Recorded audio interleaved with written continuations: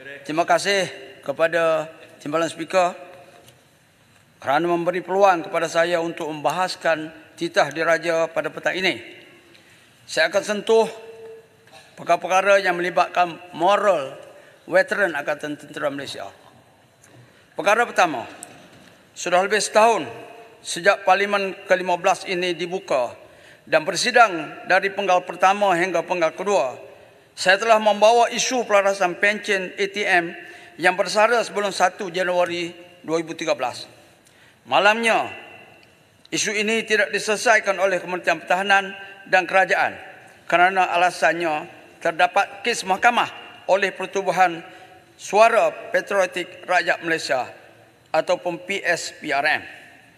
Saya juga telah membawa usul ini di bawah Peraturan 18.1 pelaksanaan pencen ATM yang berpencen sebelum 1 Januari 2013 kepada Yang di-Pertua Dewan Rakyat untuk dibahaskan pada 13 Jun 2023. Usul saya ini juga ditolak dengan alasan isu ini masih dalam pertimbangan Mahkamah Tinggi Melaya.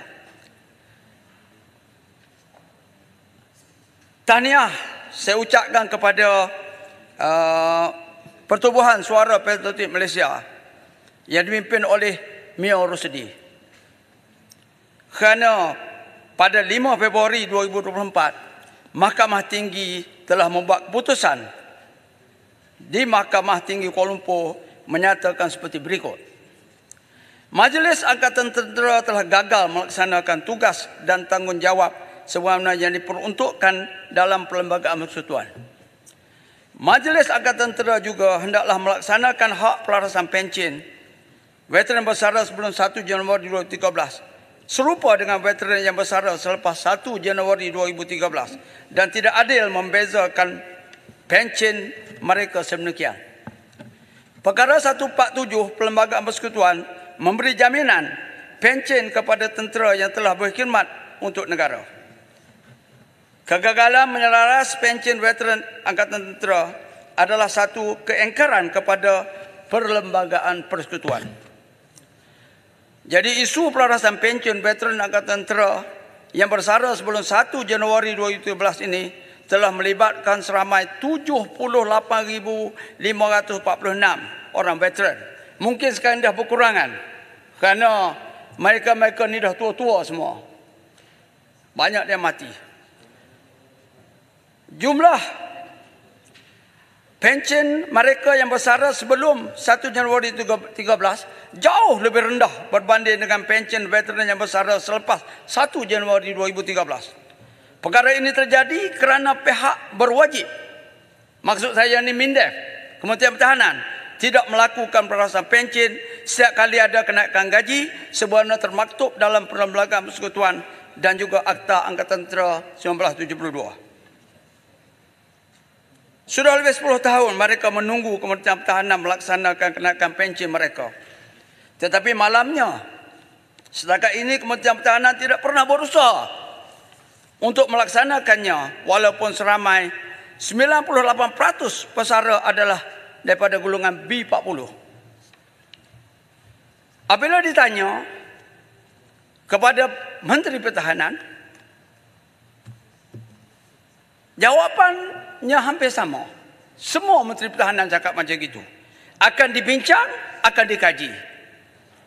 Yang kedua, memerlukan pelajaran yang besar. Yang ketiga, jika veteran selaraskan pencen, orang awam pun nak selaraskan pencen. Itulah jawapannya. Jadi, kalau itu jawapannya, tolong tengok Perlembagaan Persekutuan.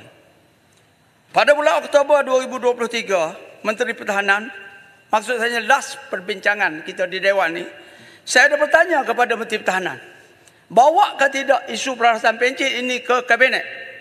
Beliau mengatakan ada bawa. Jadi saya nak tanya Menteri Pertahanan sekarang ni, apa keputusan Kabinet pada masa itu? Sebagaimana yang diputuskan oleh Mahkamah Tinggi pada 5 Februari, ianya merupakan kecuaian Majlis Angkatan Tentera yang mana pengurusinya adalah Menteri Pertahanan. Kenapa pula veteran yang terpaksa menanggung akibat? Orang lain buat salah, orang lain yang terima akibat. Jumlah 78,546 orang veteran berpencen ini telah berkurangan setiap tahun dan tidak pun bertambah. Mereka inilah yang bergada nyawa 24 jam sehari, 7 hari seminggu, sama ada berasal hadapan atau kumpulan sokongan ketika negara kita menghadapi ancaman dari luar, yang mana ancaman ini berterusan hingga sekarang. Termasuklah zaman darurat, konfrontasi dengan Indonesia, mengawal sempadan-sempadan negara dan macam-macam lagi. 24/7, 24 jam, 7 hari seminggu. Itulah tugas Angkatan Tentera. Purata usia mereka hari ini pula hampir 60 ke 99 tahun. Semua veteran menerima pencen kadarnya 50% kerana tak cukup servis. Sebab 21 tahun tentera kena pencen. Itu polisi yang dibuat. Jadi pencen dia dahlah kecil, 50%. Jadi masa tu umur tentera-tentera ni adalah daripada 38 tahun, mungkin ke 43 atau 44 tahun. Bayangkan nak menyara hidup keluarga macam mana. Apakah pengorbanan veteran ATM yang bermandi peluh, mandi darah dan bertugas siang dan malam untuk menjaga negara ini dianggap tiada keutamaan? No priority at all. Lihatlah keadaan mereka hari ini. Terdapat selama 1,798 orang veteran ATM cedera semasa bertugas, termasuk pertempuran menentang pengganas komunis. Mereka ini hidup sengsara selama puluhan tahun akibat cacat kekal kerana hilang anggota badan semasa mempertahankan negara. Adalah diingatkan kepada kerajaan bahawa rata-rata umur veteran ini dah sampai ke penghujung usia dan kesihatan mereka juga tidak menentu. Kalau mengikut adatnya, mereka tak lama lagi akan meninggalkan kita semua. Dari tahun 2013 hingga sekarang sudah ramai yang meninggal dunia, di mana kerajaan telah berhutang dengan mereka. Dan dalam masa yang sama mereka tidak merasai hasil daripada perasaan pencen yang sepatutnya diberikan kepada mereka. Perasaan pencen ATM yang bertugas sebelum 1 Januari 2013 adalah hak mereka untuk undang-undang. Sebab tu kita menang mahkamah. Sebab tu mahkamah buat macam tu, kerana itu hak mengikut undang-undang.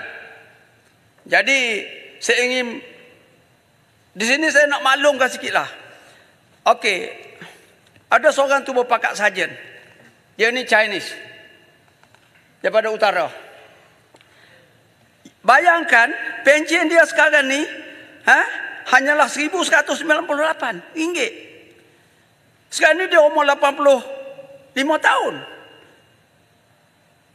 Bayangkan. Apa lagi kalau pangkat korporal, pangkat private, lagi rendah. Macam mana dia nak survive? Nak beli ubat pun tak cukup. Perasaan pencen yang tertangguh sekarang adalah satu pelanggaran undang-undang perlembagaan persekutuan dan melanggar hak yang diperuntukkan dalam perlembagaan persekutuan. Ianya adalah satu tindakan berbentuk penindasan terhadap veteran ATM, di mana hak mereka dinafikan dengan penuh kezaliman dan tidak berperi kemanusiaan. Ditambah pula kebanyakan veteran ini hidup dalam amat daif dan ramai yang mengidap penyakit. Saya mohon Yang Berhormat Menteri Pertahanan dan juga Yang Berhormat Perdana Menteri untuk segera bertindak menyelesaikan isu ini yang telah terabai sejak tahun 2013. Timbalan Speaker, perkara yang kedua ingin saya bangkitkan di sini ialah kadar pencen hilang upaya. Saya dah bangkit dah dulu. Yang mana masih menggunakan kadar lama. Saya ambil contoh, seorang veteran daripada Kok Lanas, daripada parlimen saya, di mana Korporal Nia Makno telah putus kaki dari buku lali ke bawah tapak. Ke bawah, buku lali ke bawah terpijak jalan kaki sama. Tahun 76 di Gubei, Kedah. Kejadian ini kekal. Tetapi hanya dibayar RM114 sebulan. Bayangkan sedihnya. Dia terpaksa terima luka ni sehingga akhir hayat. Semayang atas kursi 46 tahun. Perkara ketiga, tahun lepas Kerajaan ada bagi bantuan sada hidup. RM300 sebulan kepada veteran tak berpension. Tapi saya nak tanya, kenapa tidak diberi juga kepada yang berpension? Kerana mereka pension mereka kecil. Mereka di bawah B40. Jadi bantuan sara hidup tu kena diberi sama rata. Jangan diberi kepada veteran pension saja. Jadi saya harap Yang Berhormat Menteri Pertahanan ambil maklum perkara ni. Kerana mereka juga di bawah B40. Perkara keempat, pingat PGM yang diberi kepada veteran yang bertugas sebelum 2 Disember 89 untuk Semenanjung dan 17 Oktober 90 untuk Sarawak. Kalau kita tengok yang bertugas zaman darurat ni, yang dapat pingat PGB, pingat Gah Berani, pingat Seri Pahlawan, semua dapat allowance. Tetapi apa jadi kepada orang lain? Diberi PGM tanpa sebarang allowance. Jadi saya cadang ke sini, bagilah 500 bulan sehingga akhir hayat mereka. Mereka pun dah tua dah. 99 tahun pun ada umur. Bagi kat dia. Perkara yang akhir. Ini berkenaan dengan kerjaya kedua. Jadi saya harap kerajaan mempertimbangkan. Tereh, okay, Sik mungkin boleh sikit nak tanya soalan berkaitan dengan pertahanan kita, boleh? Tak cukup masa. Tak cukup masa sekejap. Ya. Saya kena habis juga ni. Kalau ada masa bagi ya. Kalau ada masa bagi. Okey. Ini nak cerita ni apa ni kerjaya kedua tentera. Tentera ni pension 21 tahun, umur antara 38 ke 44 tahun atau 45 tahun. Masa tu anak kecil-kecil lagi. Jadi dia nak kerja apa? Dia tak kerti askar ni, tak kerti.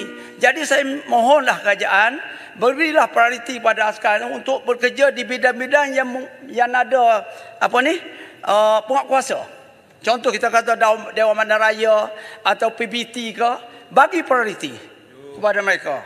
Kerana mereka ni tidak pernah berkursus. Ini duk sedia kau kursus. So pergi kursus. Kursus untuk apa?